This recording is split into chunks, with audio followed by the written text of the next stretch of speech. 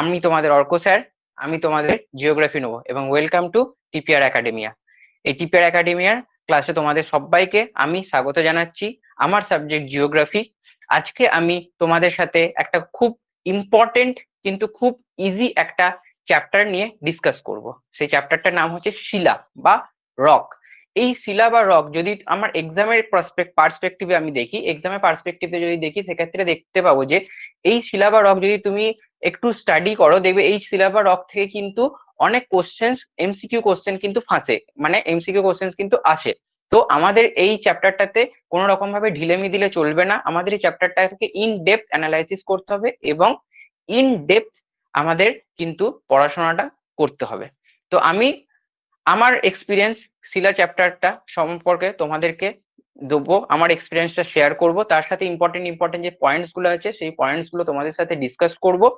এবং আমরা শিলা চ্যাপ্টারটাকে খুব ভালো করে আজকে পাঠ করব। সোজা কথায় আমরা যখন পড়াশোনা করেছি আমাদের জিওটেকটনিক্স বা জিওমরফোলজি কিন্তু প্রথম চ্যাপ্টারের মধ্যেই কিন্তু শিলা পড়ে। তো এই শিলার কিভাবে তৈরি হয়েছে, কি কি ধরনের শিলা আমরা দেখতে পাই এবং সেই শিলাগুলোর কি কি বৈশিষ্ট্য, সেই শিলাগুলোর মধ্যে কি পার্থক্য, এবং যেটা মেন আজকে আমরা ডিসকাস করবো সেটা হচ্ছে আগ্নেয় শিলা। তো এই সব সমস্ত জিনিস নিয়ে আমরা আজকে একটা থরো ডিসকাশন করব, থরো অ্যানালাইসিস করব এবং ইন ডেপথ গিয়ে অ্যানালাইসিস করব, প্রত্যেকটা জিনিসের পুঙ্খানুপুঙ্খ একটা আলোচনা করব এবং একটা সুন্দর প্রেজেন্টেশন তোমাদের সামনে রাখছি। তো একদম শুরুতেই দেখতে পাচ্ছ আমি জাস্ট রেখেছি rocks, origin, types and characteristics, মানে এই শিলা কি কি ধরনের শিলা হয়, শিলার কিভাবে জন্ম হয়েছে এবং শিলার শিলার যে বিভিন্ন রকম বৈশিষ্ট্য। তার মধ্যে আমরা আজকে যেটা করব, আমরা আজকে শুধুমাত্র আগ্নেয় শিলার যে বৈশিষ্ট্যগুলো আছে, কারণ আগ্নেয় শিলা অনেকটা বড়, তো এটাকে আমরা থরলি অ্যানালাইসিস করব এবং থরলি সেটাকে ডিসকাস করব। তো চলো শুরু করা যাক। তো এখানে দেখো আমি প্রথমে যেটা রেখেছি, হোয়াট ইজ রক, শিলা কি। শিলা কি না, the materials of the crust or lithosphere are called rock. তো আমরা যখন ইন্টেরিয়ার মানে পৃথিবী যে ইন্টারনাল স্ট্রাকচার যেটা আমরা পড়েছি, সেই ইন্টারনাল স্ট্রাকচারের মধ্যে আমরা দেখেছি পৃথিবী ইন্টারনাল স্ট্রাকচারকে মেনলি তিনটে ভাগে আমরা ভাগ করি। একটা হচ্ছে কাস্ট, একটা হচ্ছে ম্যান্টেল, আর একটা হচ্ছে আমার কোর। ঠিক আছে, তার মধ্যে যেটা কাস্ট মানে একদম প্রথমে যে লেয়ার বা যেটাকে আমরা বলি ভূত্বক, এই ভূত্বক কিন্তু আবার আপার কাস্ট আছে, লোয়ার কাস্ট আছে। এই যে কাস্ট, এই কাস্ট কে আরেকটা নাম হচ্ছে লিথোস্ফিয়ার, তোমরা নিশ্চয়ই সেটা জানো। এই কার্স যে জিনিসটা নিয়ে তৈরি, বা সোজা কথায় এই ভূত্বক, ভূত্বক যেটা দিয়ে তৈরি সেটাই হচ্ছে শিলা। সুতরাং এইভাবে আমরা এটাও বলতে পারি যে আমরা যেটা জানি কি ভূত্বক কি, ভূত্বক প্লেট টেকটনিক থিওরির মধ্যে আমরা কি পড়েছি, ভূত্বক কিন্তু আর কিছুই নয়, বিভিন্ন প্লেটের একটা সমন্বয়। তো এই তাহলে এই যে প্লেট, এই প্লেট গুলো তৈরি হয়েছে কিন্তু শিলা দিয়ে, এটাই হচ্ছে মেন বক্তব্য। এবং এটা এই যে মানে যে শিলা, এবং আমরা এই যে লিথোস্ফিয়ার, লিথোস্ফিয়ার কথাটাও কিন্তু শিলা থেকেই এসেছে। দেখো তারপরে আমি লিখেছি যে লিথোস মিনস রক, লিথোস যে কথাটা, লিথোস কথাটা একটা ল্যাটিন কথা, তার মানেই হচ্ছে কিন্তু শিলা। তো এই লিথোস্ফিয়ার কথাটাও কিন্তু যেহেতু লিথোস্ফিয়ারের মধ্যে শিলার উপস্থিতি আছে, সেই জন্যই কিন্তু লিথোস্ফিয়ার এর কথা, লিথোস্ফিয়ার এর মানে রক, এটাই হয়েছে। ঠিক আছে, এবার কি বলেছে, rock are made up of minerals. তো আমাদেরকে যেটা যেটা আমি বলছিলাম যে রক, রক তো হচ্ছে আমি কি যে আমার যে যেটা ভূত্বক, ভূত্বকটাই হচ্ছে কিন্তু একটা শিলা, বিভিন্ন রকম শিলা বা প্লেট, প্লেটটাও কিন্তু একটা শিলা। এই শিলা, এবার তো এই যে শিলা, এই শিলাটা কি দিয়ে তৈরি, আমাদেরকে সেই জিনিসটা কিন্তু জানতে হবে। শিলা কি দিয়ে তৈরি না, শিলা কিন্তু বিভিন্ন মিনারেলস দিয়ে তৈরি। সাপোজ ধরো একটা বড় একটা শিলা, সেই শিলার মধ্যে কি আছে, বিভিন্ন মিনারেলস আছে, অনেক কটা মিনারেলস নিয়ে একটা শিলা তৈরি হচ্ছে। তাহলে শিলা জানার আগে আমাদেরকে জানতে হবে মিনারেলস বা খনিজ কি।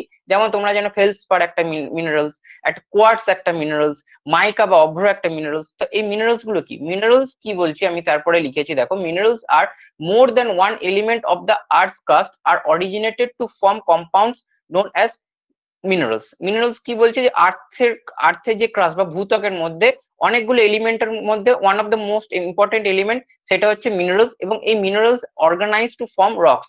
এই মিনারেলস থেকে কি হচ্ছে, এই মিনারেলস থেকেই কিন্তু রক তৈরি হয়েছে। মানে তুমি যদি একটা শিলাকে ভাঙো তাহলে তার মধ্যে আমরা মিনারেলস দেখতে পাবো। তাই শিলাকে কিন্তু একটা খনিজ সম্পদ বলা হয়, কারণ শিলা খনিজ পদার্থে ভর্তি, এবং এই খনিজ পদার্থগুলো বা খনিজ সম্পদগুলো আমাদের বিভিন্ন ব্যবহারিক কাজে লাগে। যেমন কয়লা, কয়লা কিন্তু কয়লার মধ্যে, কয়লা হচ্ছে একটা শিলা, বা তুমি ধরো মাইকা বা ফেলসপার, মাইকা হচ্ছে অভ্র, অভ্র থেকে অনেক জিনিস তৈরি হয়, বিভিন্ন শিল্পে কিন্তু আমাদের এই খনিজগুলো কাজে লাগে, এবং তাই শিলাকে যদি আমরা ভাঙি, শিলাকে ভাঙলে আমরা খনিজ পাই।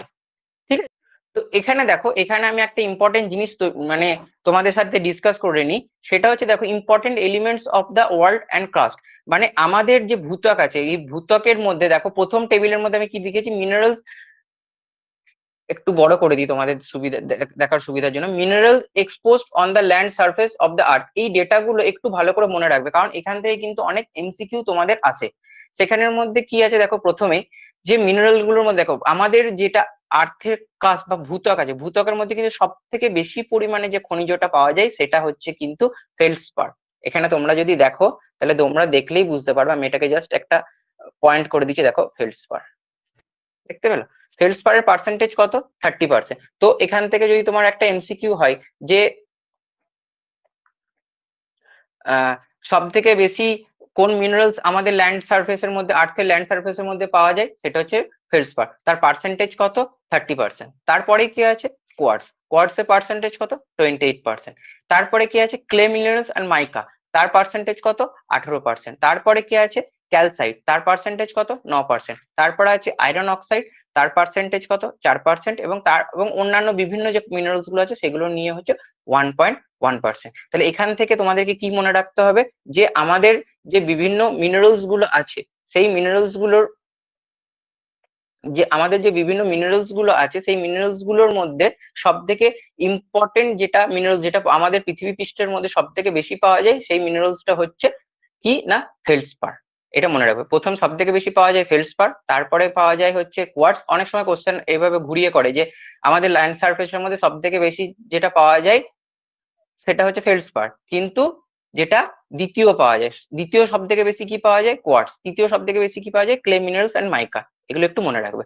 Element composition in percentage of the earth crust. এবার আর্থে যে আমাদের যে ভূত্বক, আগে যেটা পড়লাম সেটা হচ্ছে পৃথিবী পৃষ্ঠে বা ভূত্বকের মধ্যে কোন খনিজটা সব থেকে বেশি পাওয়া যায়, কিন্তু এখানে কি আমরা পড়বো, এখানে আর্থের কাস্টের মধ্যে কোন কম্পাউন্ড গুলো সব থেকে বেশি পাওয়া যায়। সেখানে তুমি যদি দেখো যে element composition in percentage of the earth crust, সেখানে দেখো সব থেকে বেশি কি পাওয়া যায়? অক্সিজেন। এটা কিন্তু অলওয়েজ মনে রাখবে যে আমাদের যে বিভিন্ন যে কম্পাউন্ড গুলো আছে, ওইটা কিন্তু ছিল খনিজ। ল্যান্ড সারফেসের মধ্যে সব থেকে বেশি খনিজ কিসে পাওয়া যায়? সেটা হচ্ছে ফেলসপারে। ঠিক আছে, এটা মনে থাকবে। দ্বিতীয় কি হচ্ছে সব থেকে বেশি কি পাওয়া যায়? সেটা হচ্ছে কোয়ার্টস। ফেলসপারে পার্সেন্টেজ কত? 30%। কোয়ার্টস এর পার্সেন্টেজ কত? 28%। মাইকা আর মাইকা আর একটা যেটা ছিল তার পার্সেন্টেজ হচ্ছে কিন্তু 18%। এবার দ্বিতীয় যে জিনিসটা মনে রাখবে সেটা হচ্ছে বিভিন্ন যে কম্পাউন্ড গুলো আছে, সেই কম্পাউন্ড গুলোর মধ্যে, সেই কম্পাউন্ড গুলোর মধ্যে আম, যেটা সব থেকে বেশি আমাদের পাওয়া যায় সেটা হচ্ছে অক্সিজেন। অক্সিজেনের দেখো তুমি এখানে ওয়েট হচ্ছে 46.6%। তারপরে কি পাওয়া যায়? সিলিকা, যেটা হচ্ছে 27.7%। তারপরে কি? অ্যালুমিনিয়াম, অ্যালুমিনিয়াম কত পাওয়া যায়? 8.13%। তারপরে আয়রন আছে, ম্যাগনেসিয়াম আছে, ক্যালসিয়াম আছে, সোডিয়াম আছে, পটাশিয়াম আছে, সেটা তোমরা দেখে নাও। এইখানে একটা ইম্পর্টেন্ট জিনিস আরেকটা তোমাদেরকে বলে দিই, যে আমরা যেটা ভূত্বক বলি, ভূত্বকের কি আছে? আপার কাস্ট আছে, লোয়ার কাস্ট আছে। আপার কাস্টের আরেকটা কি নাম? সেটা হচ্ছে সিয়াল। এই সিয়াল কথাটা কোথা থেকে এসেছে? সিলিকা আর অ্যালুমিনিয়াম। তো আপার কাস্টে কিন্তু যে আমার প্রধান যে কম্পাউন্ড আছে, প্রধান কম্পাউন্ডটা কি? সিয়াল। এটা মনে রাখবে, সিয়াল কি? সিলিকা আর অ্যালুমিনিয়াম, SiAl। সিলিকা আর অ্যালুমিনিয়াম কম্পোজিশন সব থেকে বেশি থাকে আমার আপার কাস্টে। লোয়ার কাস্টের কি থাকে? সিমা, সিলিকা আর ম্যাগনেসিয়াম, এই কম্পাউন্ডটা কিন্তু সব থেকে বেশি থাকে লোয়ার কাস্টে। তো এই জিনিসটাও কিন্তু মনে রাখবে, আপার কাস্ট হচ্ছে সিয়াল আর লোয়ার কাস্ট হচ্ছে সিমা। আমরা যখন interior structure of the earth discuss করবো, তখন এই জিনিসগুলো আরো ডিটেলে, আরো ভালোভাবে ডিসকাস করবো। সো বোঝা গেল এই এই এই ইয়েটা, এই যে আমি টেবিলটা তোমাদেরকে দিয়ে রেখেছি, এই টেবিলটা কিন্তু খুব ভালো করে নোট করে রাখো, কারণ এইখান থেকে কিন্তু অনেক এমসিকিউ আসতে পারে।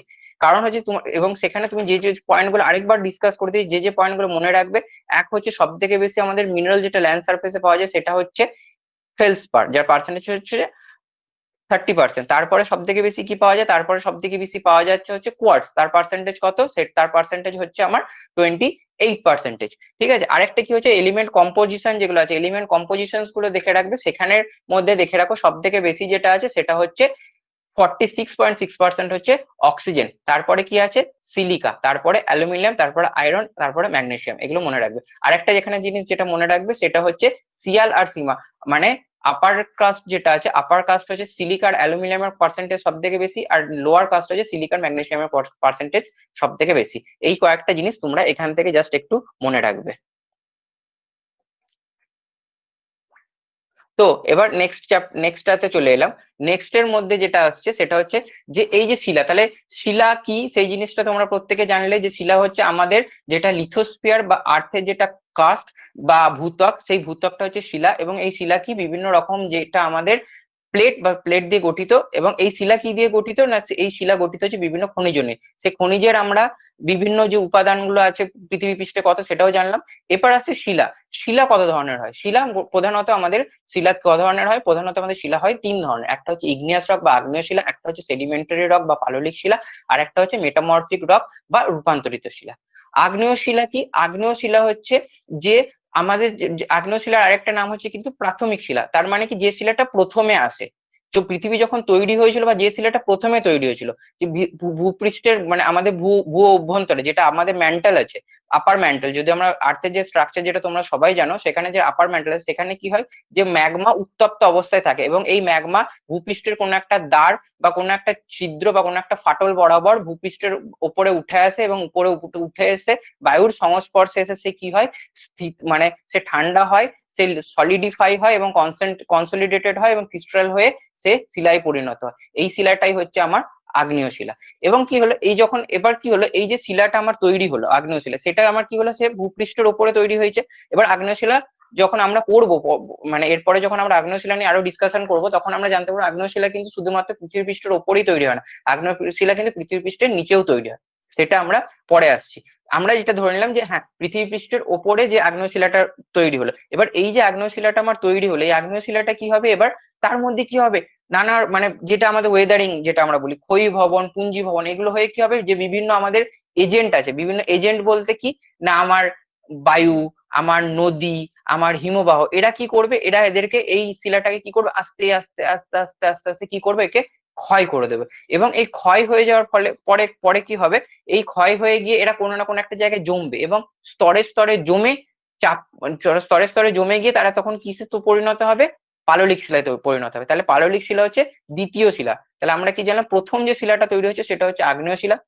এই আগ্নেয় শিলা ক্ষয়ী ভবন বা পঞ্জি ভবনের মাধ্যমে যখন একটা জায়গায় ক্ষয়ে গেল এবং ক্ষয়ে গিয়ে একটা জায়গায় জড়ো হলো, জড়ো হয়ে যখন একটা লেয়ারে স্ট্র্যাটারে একটা শিলা তৈরি হলো, সেটাকে আমরা বলছি পাললিক শিলা। এবং এই পাললিক শিলা আবার পরবর্তীকালে এগুলো চাপে ও তাপে কি হবে, রূপান্তরিত হবে।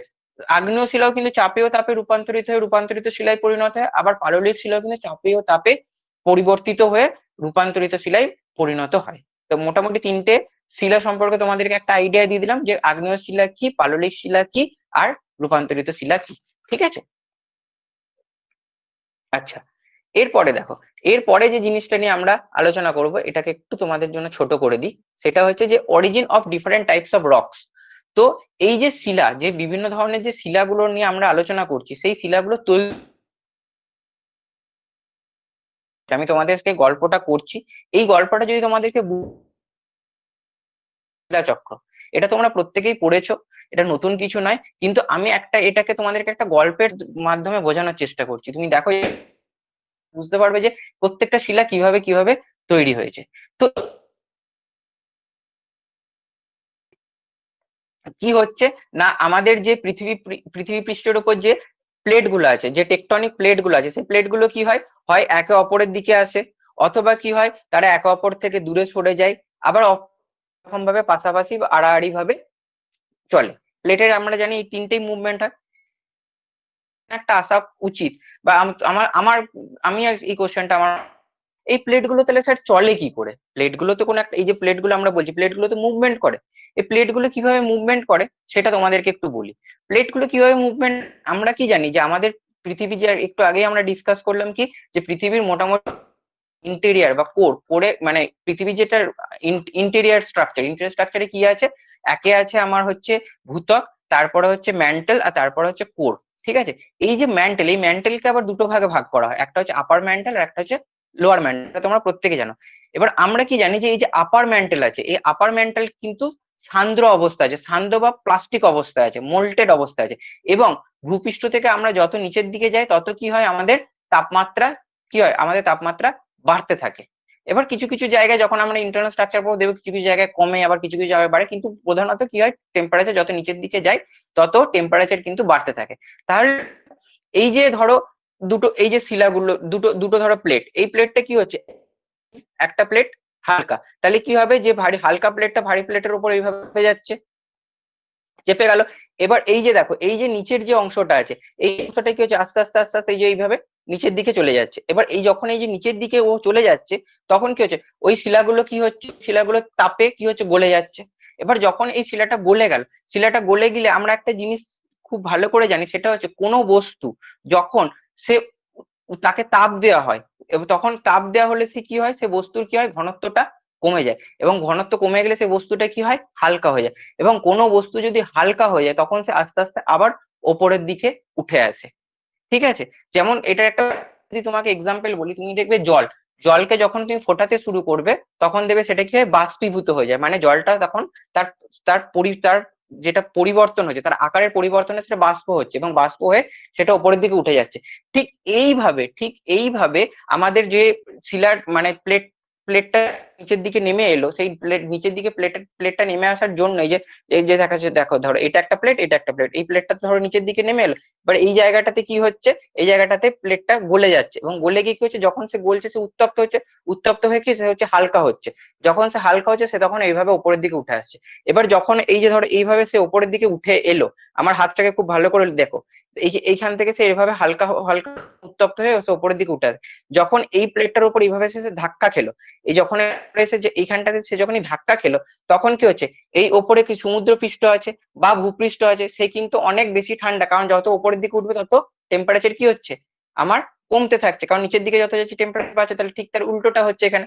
তখন কি হচ্ছে, তখন শিলাটা টেম্পারেচার ছিল 5000 ডিগ্রি সেলসিয়াস, সেই যখন ওই উপরের দিকে উঠে আসছে, মানে ম্যাগমাটা, শিলা বললাম ভুল, ম্যাগমাটা যখন উপরের দিকে ওঠে তখন তার টেম্পারেচার কত হয়ে যাচ্ছে, ধরো তখন তার টেম্পারেচার হয়ে যাচ্ছে 1000 ডিগ্রি সেলসিয়াস, তার টেম্পারেচারটা কমছে, তখন সে কি করছে, সেখানে গিয়ে, এবং যখন সে ঠান্ডা হচ্ছে তখন সে কি করছে, এই যে এই দেখো, এই যে প্যারালালি সে এইভাবে, সে ক্যামেরা যেতে পারছে না, তখন সে প্যারালালি এইভাবে আবার এইভাবে যাচ্ছে। ফলে কি হচ্ছে, এই যে উপরে যাচ্ছে ঠান্ডা হচ্ছে, যখন ঠান্ডা হচ্ছে তার ঘনত্ব বাড়ছে, সে আবার নিচের দিকে নেমে আসে। তবে ম্যান্টেলে একটা চক্র চলে, যেটাকে হিট সার্কেল বলে, এটা তোমরা পড়েছো, হিট সার্কেল। হিট সার্কেল গুলো কি করছে, এই যে যখন ধরো এই যে ঘুরছে, এইভাবে ঘুরে এসে সে হিট সার্কেলটা এইভাবে প্লেটটাকে নিয়ে যাচ্ছে। ফলে কি হচ্ছে, দুটো প্লেট কখনো এইভাবে কাছে আসছে, কখনো দুটো প্লেট একে অপরের থেকে সরে যাচ্ছে, আবার কখনো দুটো প্লেট একে অপরের পাশাপাশি যাচ্ছে। জিনিসটা বোঝা গেল? এই জিনিসটার জন্য কি হচ্ছে, দেখো এখানে কি হচ্ছে, এই যে যখন আমরা এখান থেকে দেখো ভালো করে, তুমি যদি ভালো করে এই স্ট্রাকচারটা দেখো, স্ট্রাকচারটা দেখলে দেখতে পাবে এই তলাতে কি হচ্ছে, মানে এই এই যে জায়গাটা দেখো, সবুজ জায়গাটা দেখো, সবুজ জায়গাতে এখানে কি হচ্ছে, যে একটা প্লেট আরেকটা প্লেটের দিকে নিচে নামছে, তাপমাত্রা হচ্ছে, এবং কি হচ্ছে, তাপমাত্রা সে মেল্টিং হচ্ছে, মেল্টিং হয়ে সেখানে এই দেখো মেল্টিং হচ্ছে, মেল্টিং হয়ে এখানে ম্যাগমা তৈরি হচ্ছে, এবং ম্যাগমা তৈরি হয়ে সে ওপরের দিকে উঠে আসে। যখন সে ওপরের দিকে উঠে আসে, নিচে তো উত্তপ্ত অবস্থা থাকছে, কিন্তু যখন সে ওপরের দিকে উঠে আসে সে তখন কি হচ্ছে, সলিডিফিকেশন হচ্ছে, মানে সে শক্ত হচ্ছে। তার কারণ কি হচ্ছে, তার টেম্পারেচার কমছে, যখনই তার টেম্পারেচার কমছে তখন সে আরো জমাট বাঁধছে, জমাট বাঁধছে, আরো শক্ত হচ্ছে। কারণ কোনো বস্তু উত্তপ্ত অবস্থায় থাকে সে তখন গলিত অবস্থায় থাকে। ধরো তোমার বাড়িতে প্লাস্টিকের কিছু আছে, তুমি সেই প্লাস্টিকের জিনিসটা শক্ত আছে, তুমি তখন সেটাকে যদি কোনো কারণে আগুন দাও, তখন দেখবে সেটা সে সান্দ্র হয়ে যাবে, মানে আর নরম হয়ে যাবে। তার মানে কি, যখন কোনো বস্তু শীতল থাকবে তখন সে কি হবে, শক্ত হবে, তাহলে সে সলিডিফাই হচ্ছে, সলিডিফাই হয়ে কি হচ্ছে, সে বাইরে বেরিয়ে আসছে, বাইরে বেরিয়ে এসে সে কি হচ্ছে, এক্সক্লুসিভ ইগনিয়াস রকে পরিণত হচ্ছে। এই যে ইগনিয়াস রকটা এলো, এবার তুমি দেখো এখান থেকে এখানে দেখো ওয়েদারিং এ চলে যাচ্ছে, অ্যারোটা দেখো উপরের দিকে যাচ্ছে, এবং সেখানে কি হচ্ছে, সে যখন বাইরে আসছে, বাইরে আসার পর তার যে বিভিন্ন এজেন্ট আছে, আমাদের যে বিভিন্ন ওয়েদারিং এজেন্ট আছে, ওয়েদারিং এজেন্টের মধ্যে কে পড়ে, আমাদের ওয়েদারিং এজেন্টের মধ্যে পড়ে হচ্ছে জল, আমাদের ওয়েদারিং এজেন্টের মধ্যে পড়ে হচ্ছে, জলের মধ্যেই পড়ে নদী, বায়ু, হিমবাহ, সমুদ্র। এরা কি করছে, সেই শিলাটাকে ক্রমাগত ক্রমাগত ক্ষয় করছে, এবং শুধু ক্ষয় করছে না, ক্ষয় করে কি নদী কি করে, তাহলে নদী বক্ষের মধ্যে দিয়ে সেই শিলাগুলোকে চূর্ণ বিচূর্ণ করে, মানে কি করছে, বয়ে নিয়ে যাচ্ছে, ট্রান্সপোর্টেশন হচ্ছে, ট্রান্সপোর্টেশন হয়ে তারপরে সেটা কি হচ্ছে, ডিপোজিশন হচ্ছে, কোথাও না কোথাও একটা গিয়ে শ্যালো বেসিন হোক বা নদী গর্ভে গিয়ে সেটা জমা পড়ছে। জমা পড়ার পরের স্টেজটা কি হচ্ছে, লিথিফিকেশন জিনিসটা কি, তোমরা যখন মানে মাটি পড়েছিল, মাটির মধ্যে দেখবে যখন আমরা পড়ে একটা লিচেন বলে প্রক্রিয়া পড়ে। লিথিফিকেশন মানে হচ্ছে কি, যে এই যে সেডিমেন্ট গুলো আছে, সেডিমেন্ট গুলো একটা জায়গায় সলিডিফিকেশন হচ্ছে, সেডিমেন্ট গুলো একটা জায়গায় জমা হচ্ছে, এটা আস্তে আস্তে যাচ্ছে এবং একটা জায়গায় সলিডিফাই হচ্ছে, সেটাই হচ্ছে লিথিফিকেশন। এবং লিথিফিকেশন হওয়ার পর কি হচ্ছে, রককে তৈরি হয়েছে, এবং সেডিমেন্টের রকে কি হচ্ছে, একটা বিভিন্ন বিভিন্ন ধরো শিলা, কোনোটা হয়তো মানে হয়তো ধরো একটা ইগনিয়াস রক বা আগ্নেয় শিলার কোন একটা নদী নিয়ে এসছে, আবার হয়তো কোনো পাললিক শিলাকে ক্ষয় করে নিয়ে, শিলাকে ক্ষয় করে, পাললিক শিলার ক্ষয়, তার এইভাবে কি তৈরি হচ্ছে, এই লেয়ার হয়ে তৈরি হচ্ছে আমার সেডিমেন্টারি রক। এবং তার সাথে কি হচ্ছে, রক গুলো পরবর্তীকালে কি হচ্ছে, ইগনিয়াস রকও দেখো, এই জন্য দেখো এখানে অনেক কটা অ্যারো দেওয়া আছে, দেখো ইগনিয়াস রক, সেটাও কিন্তু চাপে ও তাপে কি হচ্ছে, চলে যাচ্ছে, সেটাও আবার মেটামরফিক হচ্ছে, মেটামরফিক হয়ে শিলাটা রূপান্তর হচ্ছে। এবং এই যে শিলাটা রূপান্তরিত শিলা হচ্ছে, এই যে রূপান্তরিত শিলাটা কি, এই যে প্লেটটা একটু আগে ডিসকাস শিলা, যেটা হিট ওয়েভ চলছে ম্যান্টেলে, সেই দিক দিয়ে আসছে নামছে, আবার গলছে, আবার এইভাবে চলছে। তো এইভাবে বিভিন্ন শিলার, জিনিসটা তোমাকে বোঝাতে পারলাম জিনিসটা কি, শিলাটা গলে যাচ্ছে, যে মানে আমার প্লেটটা যাচ্ছে, প্লেট দিচ্ছে, মানে আমার যে শিলা পুরনো গলি পাতালিক শিলা হয়ে থাকছে, এটা আবার পরবর্তীকালে ট্রান্সপোর্টেশন হচ্ছে, ডিপোজিশন হচ্ছে, সেডিমেন্টেশন হচ্ছে, লিথিফিকেশন হয়ে সেডিমেন্টারি রক বা পাললিক শিলায় পরিণত হচ্ছে। পাললিক শিলায় এবং আগ্নেয় শিলা দুটোই চাপে ও তাপে পরবর্তীকালে কিসে পরিণত হচ্ছে, বোঝা গেল? তো এই হচ্ছে আমার শিলাচক্র।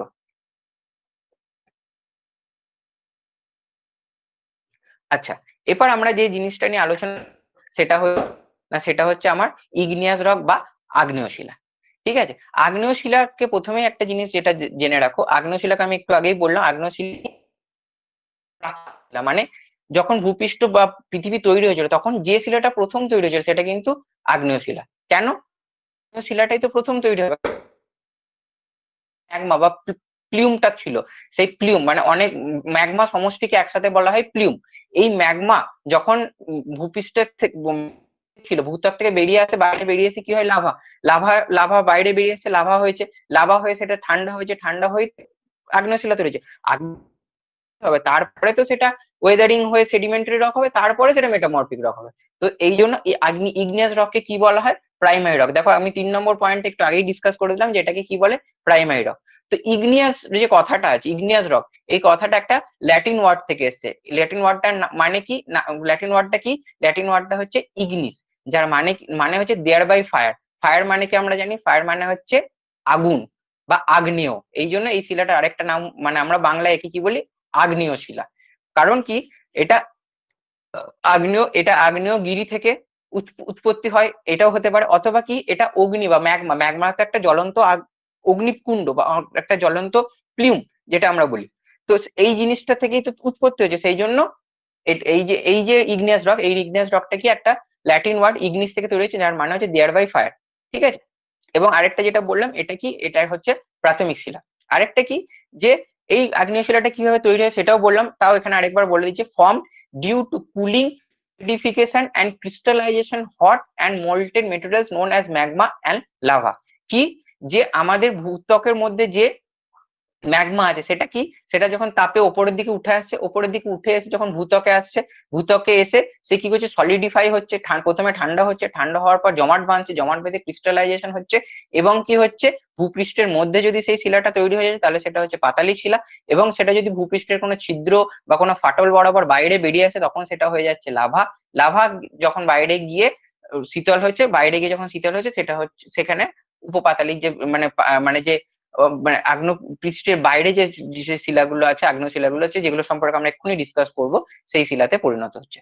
এবার কি হচ্ছে, দেখো এখানে আগ্নেয় শিলার একটা ক্যারেক্টারিস্টিক্স এর মধ্যে মেল ক্যারেক্টারিস্টিক্স হচ্ছে, আগ্নেয় শিলা কিন্তু সেডিমেন্টারি রক যেটা আছে, যেটা একটু আগে ডিসকাস করলাম, যে সেডিমেন্টারি রককে নদী বয়ে নিয়ে আসছে, বয়ে নিয়ে এসে একটার পর একটা স্তর হচ্ছে বলে সেডিমেন্টারি রকের মধ্যে আমরা স্তর দেখতে পাই বা জীবাশ্ম দেখতে পাই। কিন্তু আগ্নেয় শিলার মধ্যে কিন্তু আমরা সেরকম কোনো স্তর বা স্ট্র্যাটা দেখতে পাওয়া যায় না। আরেকটা যেটা হচ্ছে, এই যে আগ্নেয় শিলা, অধিকাংশ যে আগ্নেয় শিলাগুলো আছে, আগ্নেয় শিলাগুলো কিন্তু প্রচন্ড হার্ড বা শক্ত হয়, তার মধ্যে কিন্তু জল কোনোভাবে প্রবেশ করতে পারে না।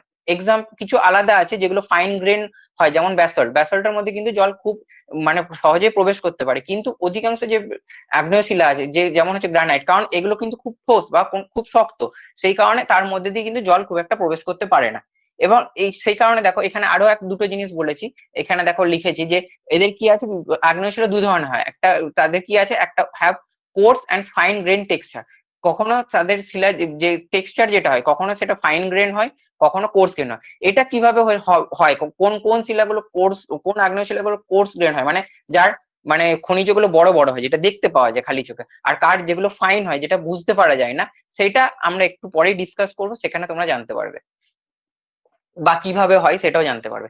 আরেকটা কি না, ইগনেস রকের আরেকটা নাম আমি একটু আগেই বললাম, ইগনেস রককে আমরা কি বলি, ভলক্যানিক রক বা আগ্নেয় শিলা। কারণ কেন আগ্নেয় শিলা বলি সেটাও তোমাদের সাথে এক্ষুনি ডিসকাস করলাম। কারণ কি, যে এটা অগ্নি বা ম্যাগমা তো একটা অগ্নিকুণ্ড, ম্যাগমা থেকে এটার উৎপত্তি হচ্ছে, বা আমরা আগ্নেয়গিরি থেকে এটা বেরিয়ে আসে, এই কারণে আমরা একে বলি ভলক্যানিক রক। ঠিক আছে।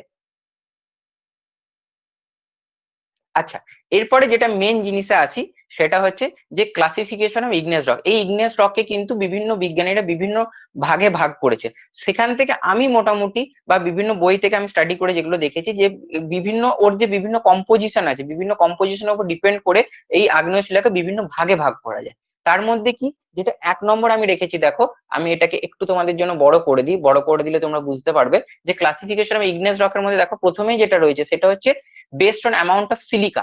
আমরা আগেই বলেছিলাম যে আহ, একটু আগে ডিসকাস করেছিলাম যে আর্থে যেটা ভূত্বকের মধ্যে কি আছে, main silica, aluminium, silica, magnesium, sial sima, একটু আগে ডিসকাস করেছিলাম।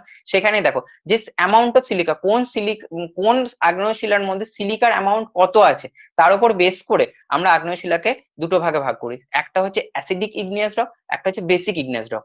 অ্যাসিডিক ইগনিয়াস রক কোনগুলো, যার মধ্যে সিলিকার অ্যামাউন্ট অনেক বেশি, মোর দেন 60% এর মতো। ঠিক আছে, সেগুলোকে আমরা অ্যাসিডিক ইগনিয়াস রক বলি, যেমন হচ্ছে গ্রানাইট। আর বেসিক ইগনিয়াস রক কোটা, যার মধ্যে সিলিকার পরিমাণটা কম, মানে 40%, প্রায় 40%-এর কম, সেটাকে আমরা বলি বেসিক ইগনিয়াস রক। শুধু এইটুকুই মনে রাখবে এখানে, যে অ্যাসিডিক ইগনিয়াস রক কোনটা, যার সিলিকার পরিমাণ বেশি, সেটা হচ্ছে acidic igneous rock. Basic igneous rock কোনটা, যার যার আমার সিলিকার পরিমাণটা কম। ঠিক আছে। এবার 2 নম্বরে দেখো যে বেসড অন কি বলছে, মিনারোলজিক্যাল কম্পোজিশন, যে মানে একটা আগ্নেয় শিলার মধ্যে আমি বলেছি প্রত্যেকটা শিলা কি দিয়ে তৈরি, প্রত্যেকটা শিলা তৈরি হচ্ছে মিনারেলস বা খনিজ দিয়ে।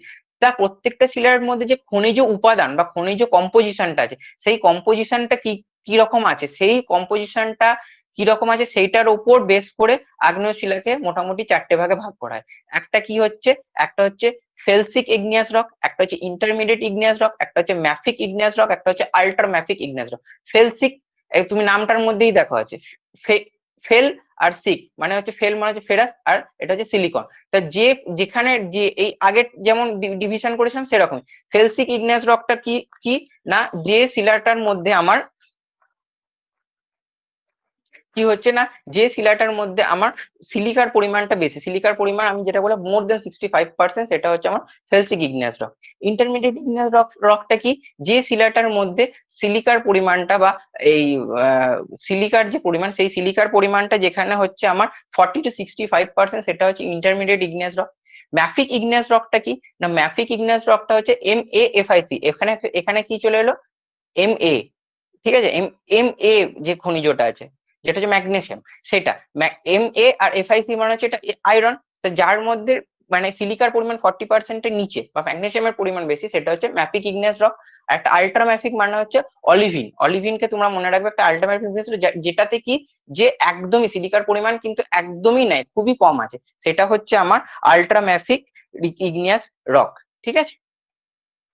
আরেকটা জিনিস তোমাদেরকে বলে দিই, সেটা হচ্ছে ম্যাফিক হচ্ছে, যেটা হচ্ছে ম্যাফিক ইগনিয়াস রক, যেটা কি বলে ডমিনেন্স অফ ম্যাগনেসিয়ামের ডমিনেন্স, যেটা আমি তোমাদেরকে বলে ম্যাগনেসিয়ামের ডমিনেন্সটা বেশি আছে। আরেকটা হচ্ছে তোমাদেরকে যেটা বললেন যে যেটা আল্ট্রাম্যাফিক ইগনেস রকের মধ্যে কিন্তু পাইরক্সিন অনেক বেশি পরিমাণে দেখতে পাওয়া যায়। এটা একটা কিন্তু তোমাদের এমসিকিউ আছে যে কোন মিনারেল মানে কোন ইগনেস রকের মধ্যে পাইরক্সিনের পরিমাণটা বেশি, সেটা হচ্ছে কিন্তু তোমার আল্ট্রাম্যাফিক ইগনেস রক। তাহলে বোঝা গেল সিলিকা, অ্যামাউন্ট অফ সিলিকার উপর বেস করে এই দুটো ভাগে ভাগ করেছে মিনারেলজিক্যাল কম্পোজিশন, বেসিক্যালি দুটো সেমই কিন্তু বিভিন্ন রকম ভাবে ভাগ করা হয়েছে। ঠিক আছে, এবার দেখো এরপর কি হচ্ছে based on texture of grains, based on texture of grains যেটা বলছি, যেহেতু খনিজ যেগুলো আছে কোন কোনগুলোকে কোন যে খনিজগুলো আছে যে কোন খনিজগুলো কোর্স বা বড়, কোন খনিজগুলো যে ফাইন বা ছোট, সেইগুলোর উপর বেস করে ইগনেস রককে কিন্তু বেশ কয়েকটা ভাগে, প্রায় 6টা ভাগে ভাগ করা হয়। এবার তোমাদেরকে একটা জিনিস আমি এখানে বলে দিই, সেটা হচ্ছে এই যে ধরো মানে কোন একটা শিলা সেই শিলাটা কোর্স হচ্ছে বা যা শিলাটার মানে যে খনিজগুলো বড় হচ্ছে, বা আর কোন শিলার যে খনিজগুলো ছোট হচ্ছে, সেইগুলো কিভাবে হয় সেটা আমাদের বলি। বেসিক্যালি যে শিলাগুলো হচ্ছে ইন্ট্রুসিভ শিলা, মানে যেগুলো যে আগ্নেয় শিলাগুলো তোমার ভূপৃষ্ঠের বাইরে আসে না, যে আগ্নেয় শিলাগুলো ভূপৃষ্ঠের মধ্যেই থাকে, ঠিক আছে, যেগুলো হচ্ছে পাতালিক শিলা যেমন বা উপপাতালিক শিলা যেগুলো পাতালেই থাকে, সেই শিলা মানে যে শিলাগুলো কি হচ্ছে ভূপৃষ্ঠ থেকে যখন মানে ম্যাগমা উপরের দিকে উঠে আসে, তখন উপরের দিকে উঠে আসার পর যে ছিদ্র বরাবর আসছে, সেই ছিদ্র বরাবর পুরোটা বেরিয়ে আসতে পারে না, সেই ছিদ্র বরাবর বেরিয়ে আসার আগে মাটির নিচেই বা ভূত্বকের মধ্যেই যে শিলা মানে যে ম্যাগমা গুলো শিলাতে পরিণত হয়, সেইগুলোকে আমরা বলছি কি পাতালিক বা উপপাতালিক শিলা বা মাটির নিচে বা ইন্ট্রুসিভ শিলা। এই ইন্ট্রুসিভ শিলাগুলোর ক্ষেত্রে কি হয় যে এই ইন্ট্রুসিভ শিলাগুলো যেহেতু ভূত্বকের নিচে টেম্পারেচারটা অনেক কম, মানে টেম্পারেচারটা কি বলবো সরি টেম্পারেচারটা একটা বেশি, তার জন্য কি হচ্ছে, যেহেতু টেম্পারেচারটা বেশি হচ্ছে, সেটা কিন্তু অনেক ধীরে ধীরে ঠান্ডা হচ্ছে, এই যে শিলাটা তৈরি হচ্ছে না, সেই শিলাটা কিন্তু অনেক ধীরে ধীরে ঠান্ডা হচ্ছে, বুঝতে পারছো? আর যে শিলাটা ধরো ভূপৃষ্ঠের বাইরে বেরিয়ে চলে আসছে, সেটা কিছু বাইরে যখনই বাইরে বেরিয়ে চলে আসছে মানে লাভা থেকে যখন শিলা তৈরি হচ্ছে, তখন কি হচ্ছে সেই শিলাটাতে খুব ভূপৃষ্ঠের ওপরে চলে আসছে এবং সে কিছু বায়ুর সংস্পর্শে আছে, বায়ুর সংস্পর্শে যখন আসে সে খুব তাড়াতাড়ি ঠান্ডা হয়ে যাচ্ছে। ফলে কি হচ্ছে, ধরো কোনো একটা জিনিস আমি তোমাকে বললাম, কোনো একটা জিনিস যখন সে তরল অবস্থায় থাকে না, তার মধ্যে যে খনিজ বা তার মধ্যে যে কণাগুলো থাকে, সেই কণাগুলো তরল মানে কি, সে তার ঘনত্ব অনেক কম, তার যেহেতু ঘনত্ব অনেক কম, তাহলে যে কণাগুলো থাকছে ধরো এই পাতলা একটা জিনিস, এই পাতলা একটা কোন একটা পাতলা জিনিসের কি হচ্ছে, তার ঘনত্ব কম, ঘনত্ব কম হওয়ার জন্য তার মধ্যে যে খনিজ বা কণাগুলো থাকে, সেই কণাগুলো অনেক বড় আকার বা অনেকটা জায়গা জুড়ে থাকে, জিনিসটা বোঝাতে পারছি? তার জন্য কি হচ্ছে মাটির নিচে যে শিলাগুলো থাকছে, মাটির শিলাগুলোর কি হচ্ছে সেগুলো তো খুব ধীরে ধীরে ঠান্ডা হচ্ছে, যেহেতু খুব ধীরে ধীরে ঠান্ডা হচ্ছে, সেহেতু ওই যে মানে শিলাগুলো যে খনিজগুলো বা যে গ্রেন গুলো আছে, সেই গ্রেন গুলো কোর্স থাকছে বা বড় থাকছে বা খসখসে থাকছে, বড় আকারে থাকছে, কিন্তু সেটা যখনই মাটির ওপরে উঠে চলে আসছে, তখনই কি হচ্ছে, যেহেতু মাটিতে বায়ুর সংস্পর্শে আসছে, বায়ুর সংস্পর্শে এলে খুব তাড়াতাড়ি ঠান্ডা হয়ে যায়, যেহেতু খুব তাড়াতাড়ি ঠান্ডা, কোনো জিনিস ঠান্ডা যখনই হয়ে যায় তখন তার ঘনত্ব অনেক বেশি বেড়ে যায়, যেহেতু তার ঘনত্ব অনেক বেশি বেড়ে যায়, তখন তার যে যে খনি মানে যে টেক্সচার গুলো থাকে, সেই টেক্সচার গুলো ফাইন হয় বা খুব ছোট আকার হয়ে যায়, ছোট আকার বা ফাইন খুব নরম বা খুব মসৃণ হয়ে যায়, যে কারণ কি সেটা এক জায়গায় জমাট বেঁধে থাকে। কিন্তু যখন সেটা মাটির নিচে থাকে তখন কিন্তু সেটা জমাট বেঁধে থাকছে না, কারণ কি সেটা তখন সেটা খুব ধীরে ধীরে ঠান্ডা হচ্ছে। জিনিসটা তোমাদেরকে বোঝাতে পারছি? আরেকবার তোমাদেরকে বুঝিয়ে দিচ্ছি যে মাটির নিচে যে শিলাগুলো থাকে, সেই শিলাগুলো কি হচ্ছে, সেই শিলাগুলো ঠান্ডা হওয়ার জন্য অনেকটা বেশি সময় পাচ্ছে, তার জন্য কি হচ্ছে সেগুলো অনেকটা তরল অবস্থায় থাকার মানে তার ঘনত্ব কি হচ্ছে, তার ঘনত্বটা কম, যেহেতু তার ঘনত্ব কম, তার মধ্যে যে কণাগুলো থাকছে, সেই যে কণাগুলো বা খনিজগুলো থাকছে, সেই খনিজগুলো অনেক বড় বা খসখসে অবস্থায় থাকছে, সেই কারণে সেই খনিজগুলোকে চোখ মানে তার যে খনিজগুলো সেই খনিজগুলোকে চোখে দেখতে পাবে, যেমন গ্রানাইটের খনিজগুলোকে তুমি চোখে দেখতে পাবে, খালি চোখে দেখতে পাবে, কিন্তু সেটা যখনই বাইরে বেরিয়ে চলে আসছে, তখন কি হচ্ছে সেটা খুব সহজেই জমাট বেঁধে যাচ্ছে, যেহেতু খুব সহজেই জমাট বেঁধে যাচ্ছে, তার ঘনত্বটা অনেক বেশি বেড়ে যাচ্ছে, ফলে কি হচ্ছে যেহেতু ঘনত্ব জায়গাটা ছোট হয়ে যাচ্ছে, তাহলে খনিজগুলো কি হচ্ছে, ধরো এত বড় একটা শিলাটা এতটা খনিজগুলো এতটা জায়গা পাচ্ছে, তাহলে সে অনেক বড় ভাবে থাকছে, কিন্তু যখন সে ছোট হয়ে যাচ্ছে খুব তাড়াতাড়ি তার ঘনত্বটা বেড়ে যাচ্ছে, তখন সেই শিলাগুলো কি হচ্ছে খুব ছোট ছোট ছোট ছোট করে ফাইন একটা টেক্সচার তৈরি করে দিচ্ছে। এই হচ্ছে ব্যাপার, বোঝা গেল? তো গ্রেন গুলো তাহলে এখান থেকে একটা জিনিস সবসময় মনে রাখবে, কোর্স গ্রেন কোনগুলো হচ্ছে, তোমাকে ধরো বললো যে গ্রানাইট কি, তাহলে গ্রানাইট হচ্ছে এক ধরনের শিলা যার গ্রেনটা বা যার টেক্সচারটা কি হচ্ছে কোর্স বা খসখসে বা বড়, বা যেটাকে খালি চোখে দেখা যায়, বোঝা গেল?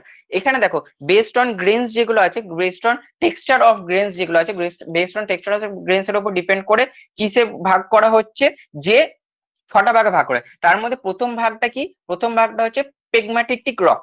পেগমাটিটিক রকটা কি, যেটার কি প্রচন্ড বেশি পরিমাণ যার টেক্সচারটা কোর্স বা খসখসে, সেটা হচ্ছে পেগমাটিক রক। তারপরে কি ফেনারেটিক ইগনিয়াস রক। ফেনারেটিক ইগনিয়াস রকটা কি, যেটা হচ্ছে ভেরি কোর্স নয় কিন্তু কোর্স, মানে তাও একটু বড়, গ্রানাইটে যেমন অনেক বড় তার থেকে একটু ছোট হচ্ছে হচ্ছে ফেনারেটিক ইগনিয়াস রক। অ্যাফানেটিক ইগনিয়াস রকটা কি, অ্যাফানেটিক ইগনিয়াস রকটা হচ্ছে তার থেকে মানে কোর্স থেকে একটু ছোট, আরো ফাইন, কিন্তু এফানেটিক ইগনিয়াস রক অব্দি কিন্তু আমরা চোখে সেই খনিজগুলোকে দেখতে পাই, এর পরে গুলোতে আমরা কিন্তু দেখতে পাই না। এটা হচ্ছে ব্যাপার। এবার গ্লাসি ইগনিয়াস রকটা, গ্লাসি ইগনিয়াস রক হচ্ছে যার কোনো গ্রেনই থাকে না বা কোনো টেক্সচারই থাকে না, সেটা হচ্ছে আমার গ্লাসি ইগনিয়াস রক। ঠিক আছে। আর পরফেরাইট ইগনিয়াস রকটা কি, পরফেরাইট ইগনিয়াস রকটা হচ্ছে ধরো এবার কিছু শিলা আছে যে শিলার মধ্যে কি অনেক বড় বড় কোর্স গ্রেনও আছে আবার ফাইন গ্রেনও আছে, কোর্স গ্রেন ফাইন মিলিয়ে যে শিলা সেটা হচ্ছে পরফেরাইটিক ইগনিয়াস রক।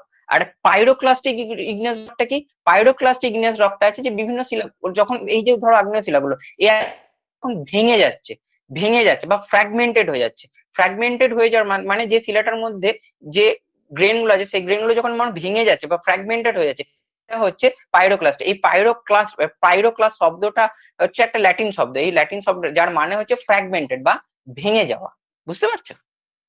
আচ্ছা, ডিফারেন্স মানে ছটা রকের মধ্যে যে যে ডিফারেন্স গুলো আছে সেটা তোমাকে ভালোভাবে বোঝাতে পারলাম। আরেকবার আমরা রিভিশন করে নিই। সেটা হচ্ছে কি, পেগম্যাটিক রকটা কি যার গ্রেনটা অনেক বেশি কোর্স, ভেরি কোর্স। ফেনারিটিক্সটা কি, কোর্স। অ্যাফামেটিকটা কি, অ্যাফামেটিকটা হচ্ছে তার থেকে একটু ছোট, লিটিল কোর্স। এবং অ্যাফামেটিকটা কি, যেটা আমরা চোখে দেখতে পাই, এই অবধি আমরা দেখতে পাই। গ্লাসি কি, যেটার কোনো গ্রেন নেই। পরফেরিটিকটা কি, পরফেরিটিকটা হচ্ছে তোমার মিক্সড, মানে হচ্ছে ধরো বড় গ্রেন ছোট গ্রেন, ধরো ধরো পিগমাটিক রক, যদি এই দুটো রকের কোনো মিক্সচার হয় তাহলে সেটা হচ্ছে পরফেরিটিক ইগনিয়াস রক। আর পাইরোক্লাস্টিকটা কি, যেটা হচ্ছে ফ্র্যাগমেন্টেড বা ভেঙে যাচ্ছে। ঠিক আছে। আচ্ছা, এইটাকে একটু আমাকে বড় করতে হবে, এখানে কয়েকটা ইম্পর্টেন্ট টার্মস তোমাদের সাথে আমি একটু ডিসকাস করবো, এটাকে আর একটু বড় করে দিই। দেখো, এরপর কি হচ্ছে, এতক্ষণ যে জিনিসগুলো নিয়ে আলোচনা করছি, based of mode of occurrence, মানে কি অকারেন্স কিভাবে আসছে বা কিভাবে উৎপত্তি হচ্ছে, এই উৎপত্তির ওপর ভিত্তি করে আমরা যে মানে আগ্নেয় শিলাকে কিন্তু প্রধানত দুটো ভাগে ভাগ করতে পারি। এক হচ্ছে ইন্ট্রুসিভ ইগনিয়াস রক আর একটা হচ্ছে extrusive igneous rock. Intrusive igneous রকটা কি, যেটা ধরো ভূপৃষ্ঠ থেকে বাইরে আসে না, ভূত্বকের মধ্যেই যে শিলাটা তৈরি হয়। ঠিক আছে, সেটাকে আমরা বলি হচ্ছে ইন্ট্রুসিভ ইগনিয়াস রক, মানে যে শিলাটা ভূপৃষ্ঠ ধরো কোনো একটা ফাটল বরাবর বা কোনো একটা চ্যুতি বরাবর বা কোনো একটা মানে রেখা বরাবর বা কোনো ফাটল বরাবর যখন আমার শিলাটা বেরিয়ে আসছে, যখন আমার এই শিলা মানে শিলা সরি ম্যাগমাটা যখন আমার বেরিয়ে আসছে, তখন কি হচ্ছে, তখন বাইরে যখন না আসছে, যখন এই যে ধরো যে ম্যাগমাটা ধরো কোনো একটা ফাটল দিয়ে তো বেরিয়ে আসছে, তো ম্যাগমাটা যখন কোনো একটা ফাটল দিয়ে বেরিয়ে আসছে, তখন ফাটল দিয়ে বেরিয়ে আসতে পারো, ফাটলের দাঁড়ে যে বিভিন্ন যে ফাটল যখন দিয়ে বেরিয়ে আসে, ফাটলের যে দাঁড় আছে বা ফাটলের গায়ে বিভিন্ন ফাটলের যে বা ফাটলের যে রেখা মানে যে পথটা বেরিয়ে আসছে, সেই পথের গায়ে গায়ে গিয়ে যখন জমে যাচ্ছে, বাইরে বেরিয়ে আসতে পারছে না, সেটা হচ্ছে ইন্ট্রুসিভ ইগনিয়াস রক। আর যখন সেই ম্যাগমাটা লাভার আকৃতিতে ভূপৃষ্ঠে বেরিয়ে আসছে, তখন সেটা হচ্ছে এক্সট্রুসিভ ইগনিয়াস রক। এবার এই ইন্ট্রুসিভ ইগনিয়াস রকটাকে আমরা আবার দুটো ভাগে ভাগ করতে পারি।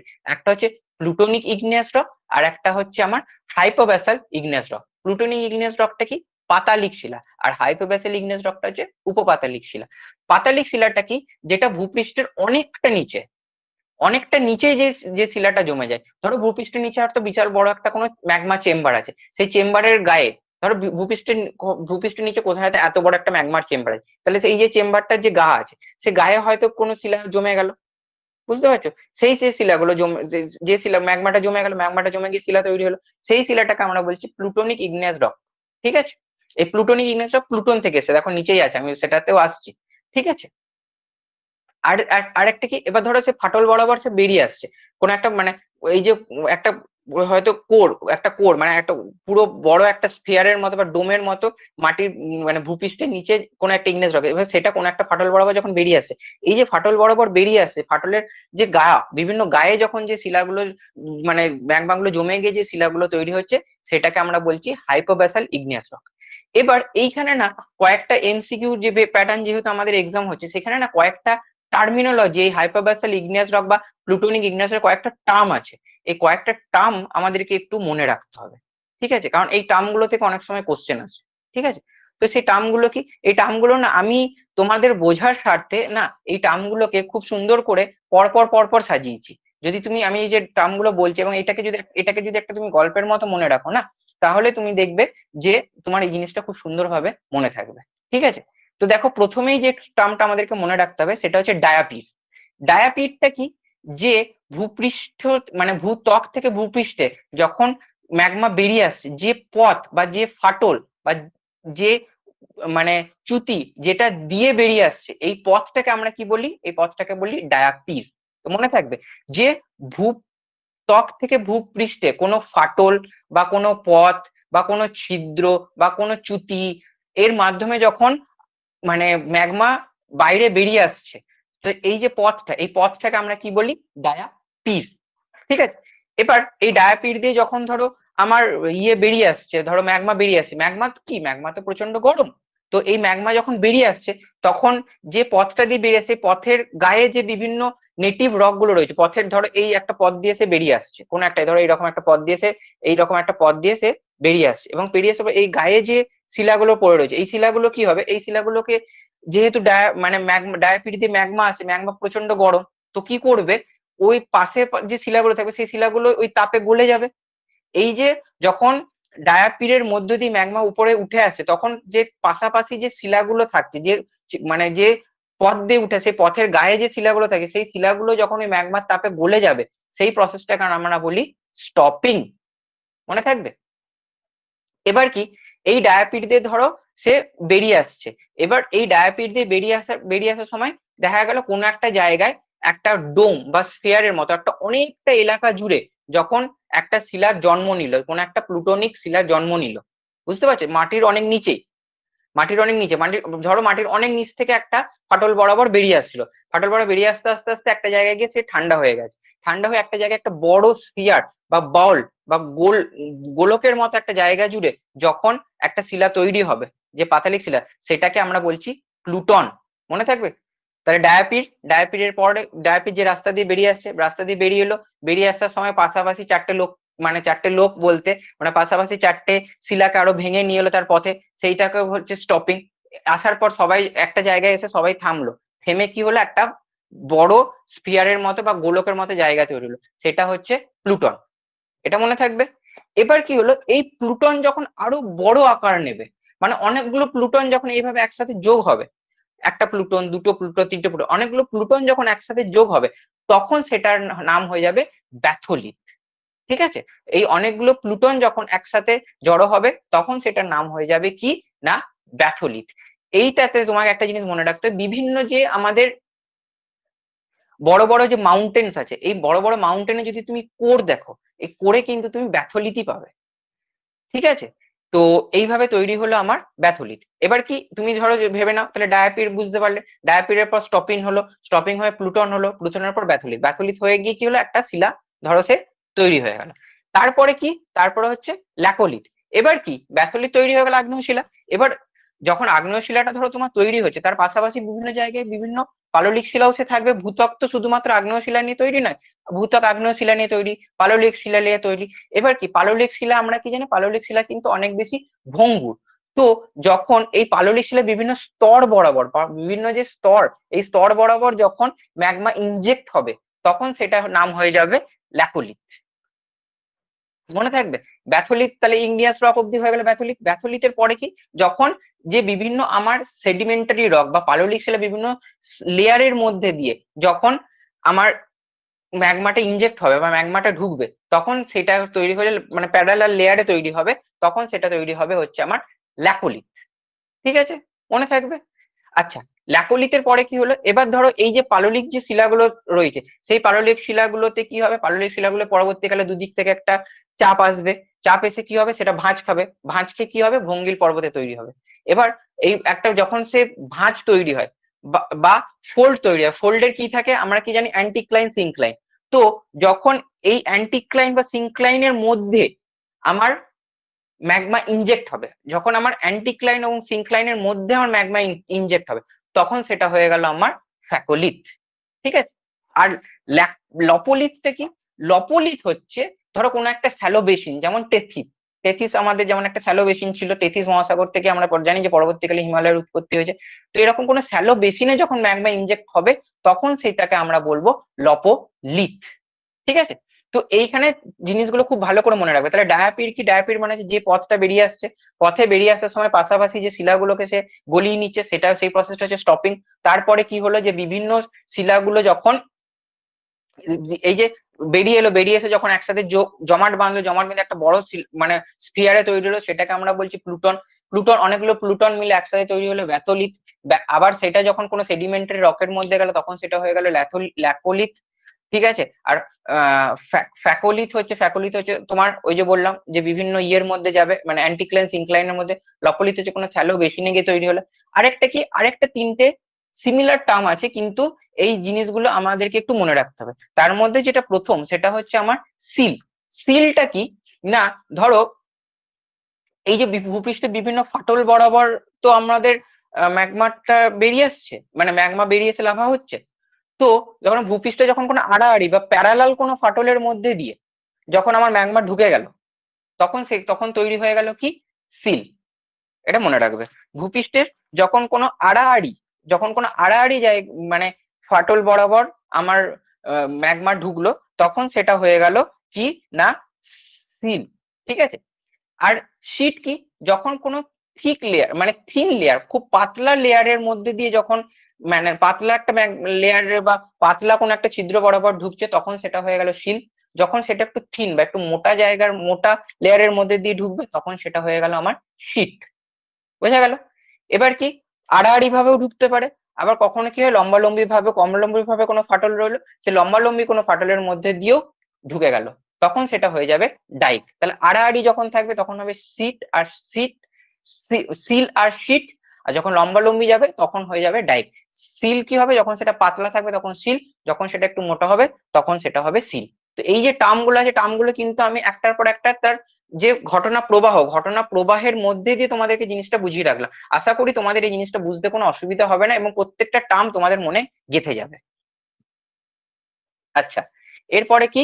এরপরে এই জিনিসটাকেই দেখো, আমি একটা তোমাকে তোমাকে এতক্ষণ পর্যন্ত তোমাদেরকে যে জিনিসটা আমি বুঝিয়েছিলাম, সেটারই আমি জাস্ট একটা ডায়াগ্রামেটিক রিপ্রেজেন্টেশন এখানে দিয়েছি। তুমি যদি দেখো, এই যে যেটা এ এ সাইন দেওয়া আছে, দেখো এই এ সাইনটা কি বলতো? এটা হচ্ছে ওই যে প্লুটন বললাম, বা বড় একটা স্ফিয়ার বা ব্যাথোলিথ। ঠিক আছে। এবার দেখো এখান থেকে তুমি যদি দেখো বি, যেটা বি হচ্ছে তোমার ডাইক। ঠিক আছে। সি ধরো অনেকটা ওপরে এসে জমা হচ্ছে, তাহলে এটা হচ্ছে হাইপোবেসাল বা উপপাতালিক শিলা। ঠিক আছে। এবার ধরো আহ ই ই ই যেটা রয়েছে সেটা হচ্ছে সিল। ঠিক আছে। এবার দেখো এখানে দুটো ই দেখা যাচ্ছে, একটা ধরো সিল আর একটা ধরো হলো শিট, এরকম। বুঝতে পারছো? তো এখানে জাস্ট আগের জিনিসটা আমি যেভাবে তোমাদেরকে বললাম, সেভাবে গল্পের ছলে বা ঘটনা প্রবাহের মধ্যে যদি মনে রাখো, তাহলে আর কোনো কিছু বুঝতে অসুবিধা হবে না। তা সত্ত্বেও তোমরা আমি ডায়াগ্রামটাকে একটু রেফার করে রাখো, কারণ এই ডায়াগ্রামটা যখন তুমি জিনিসটাকে, ঘটনা প্রবাহটাকে একটা ডায়াগ্রামের মধ্যে দিয়ে দেখবে বা জানবে, তখন কিন্তু তোমাদের জিনিসটা বুঝতে অনেক বেশি সুবিধা হবে। ঠিক আছে। আচ্ছা, এরপরে কি, আমরা তো এতক্ষণ মাটির নিচে ছিলাম, এবার আমরা একটু মাটির ওপরে আসি। ঠিক আছে। তো এইবার কি হলো, দেখা গেল কি সমস্ত কিছু হয়ে গেল, মাটির তলাতে জমে গেছে, মানে জমে গিয়ে বিভিন্ন রকম পাতালিক শিলা তৈরি হলো।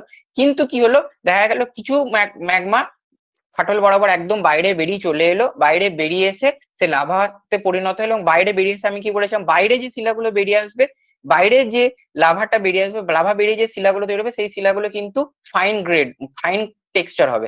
কারণটা কি সেটাও আমি তোমাদেরকে বলে দিয়েছি। তো বাইরে যখন বেরিয়ে এলো, বাইরে বেরিয়ে আসার পর যেটা, সেটা হচ্ছে আমার এক্সটেন্সিভ ইগনিয়াস রক, যেটা মানে ভূপৃষ্ঠের ওপর যে রকটা আমরা দেখতে পাই, যে রকটাকে আমরা ভূপৃষ্ঠের ওপরে, মানে ম্যাগমা যখন লাভাতে পরিণত হলো, তারপরে যে লাভা যখন ঠান্ডা হয়ে বা সলিডিফাই হয়ে বা কনসলিডেটেড হয়ে যে শিলাতে পরিণত হলো, সেই শিলাটার নাম হচ্ছে আমার এক্সটেন্সিভ ইগনিয়াস রকস। এবার এই যে ধরো এক্সটেন্সিভ ইগনিয়াস, সে তো ধরো বেরিয়ে আসছে।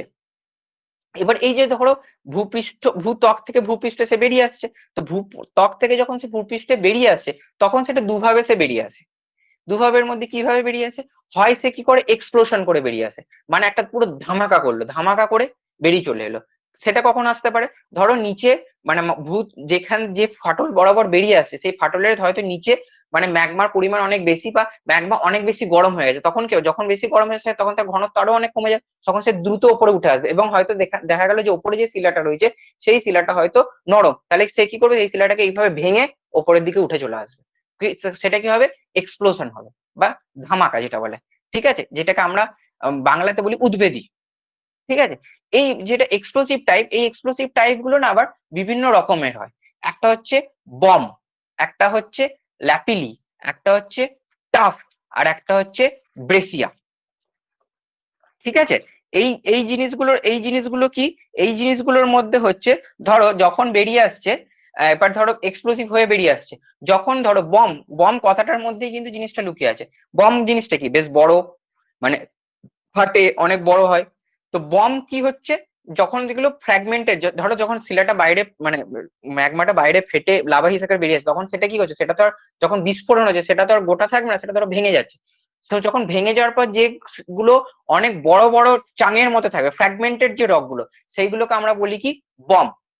আর ল্যাপিলিটা কি, তার থেকে একটু ছোট পিস, বা মনে রাখবে যেটা যেটা হচ্ছে মটরশুটির দানার মতো পিস, পিসের মতো যেগুলো একটু বম্বের থেকে একটু ছোট যেগুলো, সেগুলোকে আমরা কি বলি, সেগুলোকে বলি হচ্ছে ল্যাপিলি। আর কি হয়, ধরো বড় বেরোলো, ছোট বেরোলো, এবার কি অনেক ভলকানিক অ্যাশ যেটা বেরোয় মানে ছাই যেটা বেরোয়, যেটা একদম একদম ফাইন ক্রেস মানে একদম মিহি যেটা থাকে, সেইগুলোকে আমরা কি বলি, সেইগুলোকে বলি হচ্ছে টাফ, ঠিক আছে। আর যখন আর আর কি, আর যখন হচ্ছে তোমার বম বা টাফ একসাথে মিলে হয় ব্রেসিয়া, এটা মনে রাখবে।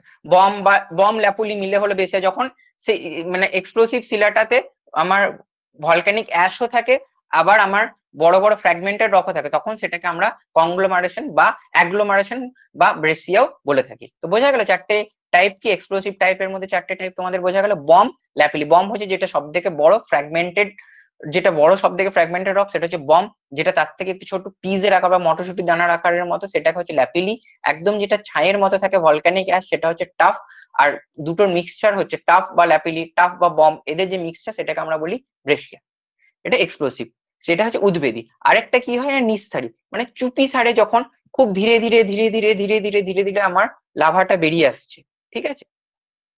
এই যে লাভাটা, এই যে লাভাটা বেরিয়ে আসছে, এই যে লাভাটা, এইটাকে আমরা বলি হচ্ছে হোয়াইট টাইপ বা নিঃসারী অগ্নুদ্গম। এগুলো কিন্তু তোমরা যখন আবার ভলক্যানো পড়বে ভলক্যানোর মধ্যে পড়বে, কিন্তু আমি এখানে জিনিসগুলোকে আরেক ভালো করে মানে মানে আগ্নেয় শিলা ক্লাসিফিকেশনের মধ্যে জিনিসগুলোকে আরেকবার ভালো করে বুঝিয়ে দিলাম। এবার এই যে এটা কি হয়, এটা হয় লাভার ফ্লো হয়, মানে ধরো লাভাটা প্রথমে বেরোলো, প্রথমে বেরিয়ে চারদিকে ছড়িয়ে গেল, সেটা হচ্ছে লাভা ফ্লো। আরেকটা কি হয়, আরেকটা হচ্ছে আমার লাভা প্লেটু। এবার যখন লাভাটা প্রথমে একবার বেরোলো, একবার বেরোনোর পর আবার কিছুদিন পর আবার বেরোলো, তারপর আবার কিছুদিন পর বেরোলো, এই যে যেটা হচ্ছে, এই যে জিনিসটা এটাকে আমরা বলছি লাভা প্লেটু, ঠিক আছে। এই যে লাভা প্লেটু, এই যে এবার শোনো, এবার এই যে লাভা প্লেটু, এই লাভা প্লেটুর কিন্তু একটা প্রাইম এক্সাম্পল কি বলতো, এই লাভা প্লেটুর একটা কিন্তু প্রাইম এক্সাম্পল হচ্ছে আমাদের যেটা দাক্ষিণাত্যের মালভূমি অঞ্চল, যেটা দাক্ষিণাত্যের মালভূমি, এই দাক্ষিণাত্যের মালভূমি অঞ্চল কিন্তু ব্যাসল্ট শিলা দিয়ে তৈরি। এবং তোমাদেরকে বলে রাখি, এটা হচ্ছে দুটো আমাদের হট স্প্রিং থাকে, হটস্পট, হটস্পট থাকে, মানে ভূত্বকের মধ্যে না, ভূত্বকে যেখানে আপার ম্যান্টেলে কিছু কিছু কিছু কিছু চেম্বার থাকে, মানে চেম্বার বলতে কিছু কিছু স্পট থাকে যেখান থেকে ক্রমাগত ক্রমাগত কি হয় না আমার মানে ম্যাগমা বা প্লিউম যেটা থাকে সেটা উপরের দিকে উঠে আসে, মানে ম্যাগমা হয়ে উপরে উঠে আসে এবং লাভা হয়ে বাইরে বেরিয়ে আসে। এই যে ছোট ছোট চেম্বার বা স্পট, এগুলোকে আমরা কি বলি, এগুলোকে বলি হটস্পট। তো এইরকম একটা হটস্পটের নাম ছিল যখন মানে আহ, মানে আমার কন্টিনেন্টাল ড্রিফটের পর যখন ভারতের যেটা আমাদের দাক্ষিণাত্যের মানে ভূমিভাগ, এই ভূমিভাগ যখন এই মানে আমাদের এই দিকে আসছিল, মানে আমাদের এশিয়া মানে এশিয়ান প্লেটের দিকে মানে ইউরেশিয়ান প্লেটের দিকে যখন এগিয়ে আসছিল, তখন কি হয় যে রিইউনিয়ন বলে একটা হটস্পট ছিল, এই রিইউনিয়নের হটস্পটের ওপর দিয়ে যখন পেরিয়ে যাচ্ছিল আমাদের মানে দাক্ষিণাত্যের মালভূমি, এই রিইউনিয়ন হটস্পটের উপর দিয়ে যখন পেরিয়ে যাচ্ছে তখন এই রিইউনিয়ন হটস্পট থেকে কিন্তু লাভা ফ্লো হয়ে পরবর্তীকালে লাভা প্লেটু হয় এবং লাভা প্লেটু হয়ে পরবর্তীকালে আমার দাক্ষিণাত্যের মালভূমি তৈরি হয়। তোমাদেরকে ছোট্ট একটা ট্রিভিয়া বা ইনফর্মই দিয়ে রাখলাম। ঠিক আছে, এটা মনে রাখবে যে রিউনিয়ন হটস্পট থেকেই কিন্তু পরবর্তী এই আমাদের দাক্ষিণাত্যের যে প্লেটু এটা তৈরি হয়েছিল। আর যেটা ছোটনাগপুর মালভূমি আমরা জেনে রাখি, এটা কিন্তু একটা প্রাইম এক্সাম্পল অফ এ ব্যাথলিথ, এটা কিন্তু মনে রাখবে, প্রাইম এক্সাম্পল অফ ব্যাথলিথ। এবং এই যে ছোটনাগপুর মালভূমি এটাও কিন্তু একটা ধরনের লাভা প্লেটু, ঠিক আছে। তো এটা তৈরি হয়েছে কেরগুয়েলাং বলে একটা হটস্পট থেকে, ঠিক আছে। এইটা যখন আমরা পরবর্তীকালে জিওমরফোলজি নিয়ে আলোচনা করব, বা যখন আমরা কন্টিনেন্টের মানে উৎপত্তি গুলো পড়বো, তখন এই জিনিসগুলো নিয়ে আরো ভালো হবে। জাস্ট তোমাদেরকে ছোট্ট দুটো ট্রিভিয়া দিয়ে রাখলাম, এটাই আমার ক্লাসের প্লাস পয়েন্ট, যে আমরা ছোট্ট ছোট্ট কিছু ট্রিভিয়া বা ছোট্ট ছোট্ট কিছু পয়েন্টও তোমাদের সাথে ডিসকাস করে রাখবো। আচ্ছা, এবার কি আছে লাস্ট। তো এবার এইখানে এই যেটা আমি তোমাদেরকে দেখাচ্ছি, যে এই যে একটা আমি তোমাদেরকে চার্ট দিয়েছি, দেখো এই চার্টটাকে না তোমরা একটু খুব ভালো করে মনে রাখবে, কারণ এতক্ষণ পর্যন্ত আমি যে যা জিনিস ডিসকাস করেছি সেখানে কিন্তু আগ্নেয় শিলা বিভিন্ন মানে বিভিন্ন ধরনের আগ্নেয় শিলা তার উৎপত্তি, তার টেক্সচার, তার গঠন, এইগুলোর উপর ডিপেন্ড করে কিন্তু আমি পুরো জিনিসটা তোমাদের সাথে আলোচনা করেছি। তো এখানে কি হচ্ছে, বিভিন্ন ধরনের যে শিলা, যে ধরো এই দেখো এখানে দেখো, মানে এই দিক দুটো দিকে দেখো, আমি যদি তোমাদেরকে একটাই জিনিস একটু ডিসকাস করে দেখি, দেখো যদি তুমি প্রথমে লক্ষ্য করো, দেখো তাহলে এখানে কি আছে না, এখানে আছে আমার গ্রানাইট, দেখতে পাচ্ছ গ্রানাইট। তো গ্রানাইট কি, গ্রানাইট হচ্ছে ফেনার্টিক। ফেনার্টিক মানে আমরা আগেই শুনেছিলাম কি, ফেনার্টিক হচ্ছে মানে তার গ্রেনটা কোর্স, মানে গ্রেনটা খুব বড়। এবার ফেনার্টিক মানে ক্লোজ মানে কোর্স গ্রেন, এই জিনিসগুলো কিন্তু তুমি কনসেপ্টটা ক্লিয়ার রাখো। কনসেপ্টটা যদি তুমি ক্লিয়ার রাখো, তাহলে তোমার কাছে এমসিকিউ যাই আসুক না কেন, তুমি কিন্তু তুমি অপশন অড আউট অড যে অপশন গুলো সেগুলোকে এলিমিনেট করেও কিন্তু তুমি কিন্তু উত্তরটা করে দিতে পারে। তো কোর্স গ্রেন কোনগুলো, কোর্স গ্রেন কোনগুলো হবে, যেগুলো মাটির নিচে যে থাকবে। কেন কোর্স গ্রেন হবে সেটাও তোমাকে বলেছি। তার মানে গ্রানাইট কিন্তু তার মানে একটা মাটির নিচে থাকা শিলা, পাতালিক শিলা। তো ফেনারেটিক মানে কি, কোর্স গ্রেন। তাহলে এটা এই দিক থেকে জানা, কোর্স গ্রেন এবং কি সেটা কি ফেলসিক। ফেলসিক মানে কি হচ্ছে, যার মানে সিলিকার পরিমাণটা অনেক বেশি, ঠিক আছে। তাহলে একটা ফেলসিক ফেনারেটিক ইগনেস রকের এক্সাম্পল কি, গ্রানাইট। বা এবার তারপরে ধরো, তারপরে যেটা আছে সেটা দেখো রায়োলাইট। রায়োলাইটটা কি, অ্যাফিনেটিক মানে fine grain. Fine grain, fine grain মানে কি, ফাইন গ্রেন মানে তার মানে নিশ্চয়ই সে মাটির উপরে এসছে। ফাইন গ্রেন, ফাইন গ্রেন কিন্তু ফেলসিক, সেটাকে রায়োলাইট, ঠিক আছে। আবার তুমি যদি ইন্টারমিডিয়েটে দেখো, এই যে ইন্টারমিডিয়েটে দেখো ডায়োরাইট। ডায়োরাইট কি, কোর্স গ্রেন কিন্তু ইন্টারমিডিয়েট। গ্যাব্রো কি, ম্যাফিক কিন্তু ফেনারেটিক। তো এই যে চারটা আছে, এই চারটা কিন্তু তোমরা খুব ভালো করে, খুব খুব খুব ভালো করে কিন্তু মনে রাখবে। তার কারণ হচ্ছে এই চারটা কিন্তু তোমাদের অনেক কাজে লাগবে। আমি জাস্ট তোমাদেরকে আহ চারটা একবার একটু ছোট করে পুরো চারটাই তোমাদেরকে বলছি, প্রয়োজন যদি প্রয়োজন হয় তোমরা এই চারটার একটা স্ক্রিনশট তুলে রাখো, ঠিক আছে। কারণ এই চারটাকে কিন্তু খুব ভালো করে মনে রাখবে। এই চারটা থেকে কিন্তু এবং অনেক কোশ্চেনও আসবে, এবং এই চারটাকে তুমি যদি খুব ভালো করে মনে রাখতে পারো, তুমি দেখো অনেক জিনিসটা পুরো কনসেপ্টটা ক্লিয়ার তোমার।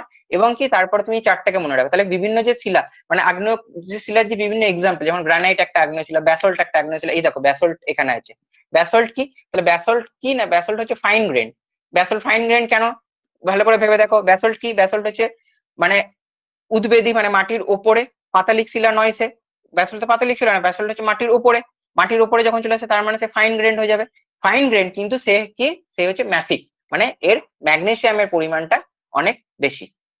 এবং এর ম্যাগনেসিয়াম, এই জন্য তোমাদেরকে বলেছিলাম যে যে ইগনিয়াস রক, ইগনিয়াস রক কিন্তু জেনারেলি খুব শক্ত হয়, কিন্তু ব্যাসল্ট কিন্তু শক্ত না, ব্যাসল্ট কিন্তু খুব মানে তোমার নরম। এবার এর ম্যাগনেসিয়ামের পরিমাণটা বেশি বলে কিন্তু এটা নরম, ঠিক আছে, এটা মনে রাখবে।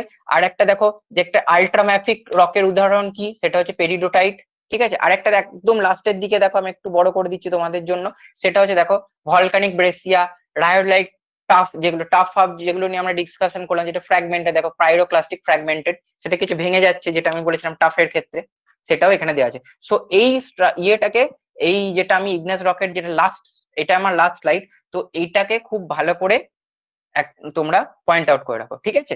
আর কি, এই এই মোটামুটি ইগনেস রকের এই জিনিসগুলোই ছিল, এই জিনিসগুলোই তোমাদের সাথে আজকে ডিসকাস করা ছিল।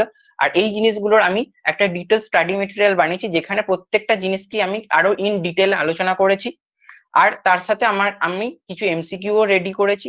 এবং আমরা টিপিআর একাডেমির পক্ষ থেকে তোমাদেরকে স্টাডি মেটেরিয়াল, তোমাদেরকে এমসিকিউ, রেগুলার মক টেস্ট সমস্ত কিছুই নেবো। আমার ক্লাসের সাথে তোমরা জড়িত থাকো, এবং এই রকম স্টাডি মেটেরিয়াল পাওয়ার জন্য আমাদের টিপিআর একাডেমির সাথে ইমিডিয়েটলি যোগাযোগ করো। আশা করি তোমার আমার ক্লাস খুব ভালো লেগেছে। এবং এরকম যদি আরো ক্লাস তোমাদের চাই তাহলে আমাদের টিপিআর একাডেমির সাথে অবশ্যই অবশ্যই অবশ্যই যুক্ত হও। স্টাডি মেটেরিয়ালও এইরকম বিভিন্ন স্টাডি মেটেরিয়াল এবং এক্সাম ওরিয়েন্টেড স্টাডি মেটেরিয়াল আমি তোমাদেরকে প্রোভাইড করব। তো আজকের জন্য টাটা, সবাই ভালো থাকো এবং পড়াশোনার মধ্যে থাকো।